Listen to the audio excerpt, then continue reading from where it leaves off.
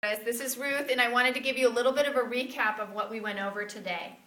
Our primary goals are confidence, articulation, and vocabulary development, which we've been talking about now for 2 months. We shared today ways that we're supporting that in our classroom, and I want to share these 4 primary ways we want to do that. All language is social. We want to give them a personal experience with the language. So we want to connect the language to their life. ¿Dónde vives tú? ¿Cómo es tu casa? We want to be hitting all 5 senses. Kids naturally are super curious. They want to experience the smell of things, the touch of things. So as much as possible, we want to bring to life the experience of the vocabulary with their 5 senses. Share about yourself. Build a relationship with your kids. That's how you're going to buy them in to working on their language skills. Reveal a little bit about yourself. Be silly. Have fun with your kids. And the 5th thing is we can never separate language from human interaction. You can't teach a kid on a computer what you can teach them one-on-one. We know this. There's tons of research. I'm going to send you 2 links with some great research specifically about that. Because human interaction is flexible. It shows the variation, and it's personal and social. So they're going to store the information in multiple parts of the brain. So a great way, we've been working really hard to figure out ways we're going to take the language that we're learning in the classroom and take it to the outside world, the real world. And I want to share Zulema, what she's doing. She's doing a great job at Sierra Elementary, and I want to share this great contest idea she came up with so that maybe you can do it at your school too. Okay, so I call it La Gran Competencia.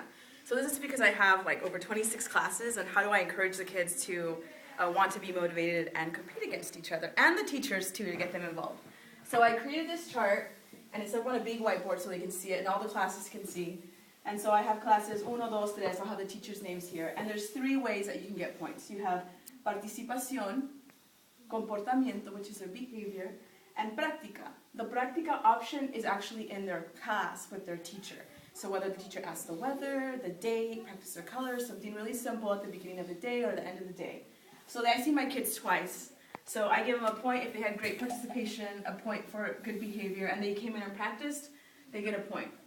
The second day, I don't give any more points. They have to keep the points that they earned the first day. If they didn't, well then, okay, you didn't have good participation this week, then I'll take it off, etc. So the most they can earn for the week is 3 points. So I keep a tally who has the most points for the week so they can see who is in the lead. At the end of the 2 weeks, I'm going to post it on my window. I have los líderes, so they can see who is in the lead. And at the end of the 2 weeks, their teacher will give them some kind of incentive, like maybe an extra 5-minute recess or a quick game of Simón Dice in their class, something that their teacher can use to motivate them to try hard in this competition. But I'm going to keep a tally of the running weeks. So at the end of the school year, the class who has the highest points is going to earn a fiesta with me, with the piñata and Mexican food and dulces mexicanos. And so, yeah, that's what I'm going to try to do. So just to clarify really quickly, participación is when they are in your class. Yes. So how they're doing in class, how they're participating. And because you only meet twice a week, they get this point. They can get it on the first day or the second day if they don't get it. Yes. And they can either lose it or keep it on the second time they see you that week. Okay. Then behavior, that's also like part of what they're doing in class with you. Okay, so this is how aggressive they're initiating. This is how they're cooperating. And then la práctica. Now, how are you figuring out if, like, you're just talking to the kids? Well, I'll ask the teacher. I say, did you practice? And the teachers are actually very honest, and they'll tell me if they didn't. And the kids actually run into class at the beginning before we even start and tell me that they practicaron, hicimos los colores, or they'll tell me que hicimos el clima. So the kids are really excited. And I told them that their teachers are busy, they don't have time to remember, so it's their job, because it's their competition, to remind their teachers to practice.